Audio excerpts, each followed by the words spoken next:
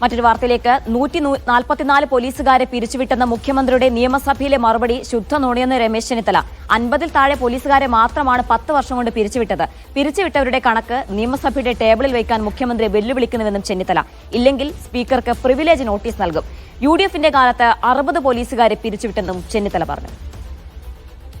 അച്ചടക്ക നടപടിയുടെ ഭാഗമായി ആഭ്യന്തര വകുപ്പിൽ നിന്നും 144 പേരെ പിരിച്ചുവിട്ടു എന്ന് പറയുന്നത് ശുദ്ധ നുണയാണ്. എന്ന് വെച്ചാൽ കഴിഞ്ഞ 10 വർഷത്തിനിടയിൽ ഇവർ പിരിച്ചുവിട്ടത് 50-ൽ താഴെ പോലീസ് ഉദ്യോഗസ്ഥന്മാരെ മാത്രമാണ്. പിരിച്ചുവിട്ട 144 പോലീസുകാരുടെ ലിസ്റ്റ് മുഖ്യമന്ത്രി സഭയുടെ മേശപ്പുറത്ത് വെക്കുമോ അതോ പബ്ലിക്കായി ജനങ്ങളുടെ മുമ്പിൽ പ്രസിദ്ധീകരിക്കാൻ തയ്യാറുണ്ടോ? മുഖ്യമന്ത്രി ആ വെല്ലുവിളി ഏറ്റെടുക്കണം എന്നാണ് എനിക്ക് പറയാനുള്ളത്. സ്പീക്കർക്ക് ഞാൻ പ്രിവിലേജ് നോട്ടീസ് ഇതുമായി ബന്ധപ്പെട്ട് കൊടുക്കാനും തീരുമാനിച്ചിട്ടുണ്ട്. ഉമ്മൻചാണ്ടി മുഖ്യമന്ത്രിയായിരുന്ന 2011-16 കാലഘട്ടത്തിൽ ഞങ്ങൾ ചെയ്തത് സേനയ്ക്ക് മാനക്കേടുണ്ടാക്കിയ 61 പോലീസ് ഉദ്യോഗസ്ഥന്മാരെയാണ് അച്ചടക്ക നടപടിയുടെ ഭാഗമായി പിരിച്ചുവിട്ടത്. വിജയൻ വായാന്തോട് ചേർന്നുണ്ട് വിശദാംശങ്ങൾ നൽകാനായി. വിജയൻ, മുഖ്യമന്ത്രി കഴിഞ്ഞ ദിവസം സഭയിൽ പറഞ്ഞത് കള്ളക്കണക്കാണെന്നാണോ ചെന്നിത്തല പറയുന്നത്? ഇപ്പോൾ അദ്ദേഹം പറയുന്ന കണക്കുകൾ എവിടെ നിന്ന് കിട്ടിയതാണ്? കൂടുതൽ വിവരം എന്താണ്? ജീന, കഴിഞ്ഞ 9 വർഷത്തെ LDF സർക്കാരിന്റെ ഭരണത്തിൽ ക്രിമിനൽ പശ്ചാത്തലമുള്ള 144 പോലീസുകാരെ സർവീസിൽ നിന്ന് പിരിച്ചുവിട്ടു എന്നുള്ളതാണ് മുഖ്യമന്ത്രി ഇന്നലെ നിയമസഭയിൽ പറഞ്ഞ കാര്യം. പക്ഷേ ഇത് പച്ചക്കള്ളമാണ്.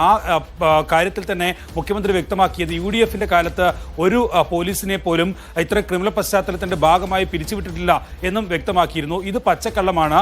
അവകാശ ലംഘനത്തിന് നോട്ടീസ് നൽകും എന്നുള്ളതാണ് ചെന്നിത്തല വ്യക്തമാക്കിയത്. 50-ൽ താഴെ ഉദ്യോഗസ്ഥരെ മാത്രമാണ് കഴിഞ്ഞ 9 വർഷത്തിനിടെ പിണറായി സർക്കാരിന്റെ കാലത്ത് പോലീസിൽ നിന്ന് അവരെ പിരിച്ചുവിട്ടിട്ടുള്ളത്. ഒപ്പം തന്നെ 61ഓളം പേരെ 5 വർഷം കൊണ്ട് UDF ഭരണകാലത്ത് പിരിച്ചുവിട്ടിരുന്നു. ക്രിമിനൽ പശ്ചാത്തലമുള്ള പോലീസുകാരെയാണ് പിരിച്ചുവിട്ടത്. ഇങ്ങനെ ഒരു വളരെ കൃത്യമായ കണക്കുകൾ നിരത്തി കൊണ്ട്, അതായത് ക്രൈം റെക്കോർഡ്സ് ബ്യൂറോവിന്റെ കണക്കുകൾ കൂടി എടുത്താണ് താൻ ഇക്കാര്യത്തിൽ ഇപ്പോൾ മുഖ്യമന്ത്രിക്ക് മറുപടി നൽകുന്നത് എന്നുള്ളതാണ് ചെന്നിത്തല വ്യക്തമാക്കിയത്. മുഖ്യമന്ത്രി കള്ളം പറഞ്ഞിരിക്കുന്നു. അതിനാൽ സ്പീക്കർക്ക് അവകാശ ലംഘനത്തിന് നോട്ടീസ് നൽകുമെന്ന കാര്യമാണ് വ്യക്തമാക്കുന്നത്. നേരത്തെ ആഭ്യന്തര വകുപ്പുമായി ഉയർന്ന പോലീസിന്റെ അക്രമ സംഭവങ്ങളുമായി നടത്തിയ അടിയന്തര പ്രമേയ നോട്ടീസിനുള്ള മറുപടിക്കാണ് ഈ മുഖ്യമന്ത്രി ഇക്കാര്യത്തിൽ കണക്കുകൾ തന്നെ ചൂണ്ടിക്കാട്ടിക്കൊണ്ടുള്ള മറുപടി നൽകിയത്. പക്ഷേ അതിനെയാണ് ഇപ്പോൾ ചെന്നിത്തല ഖണ്ഡിച്ചിരിക്കുന്നത്. കഴിഞ്ഞ കാലങ്ങളിൽ ഈ LDF സർക്കാരിന്റെ 9 വർഷത്തെ ഭരണത്തിൽ പോലീസ് പൂർണ്ണമായും ക്രിമിനൽവൽക്കരിക്കുകയാണ്. എല്ലാ പോലീസുകാരും ആണ് എന്നുള്ള UDF പറയുന്നത്.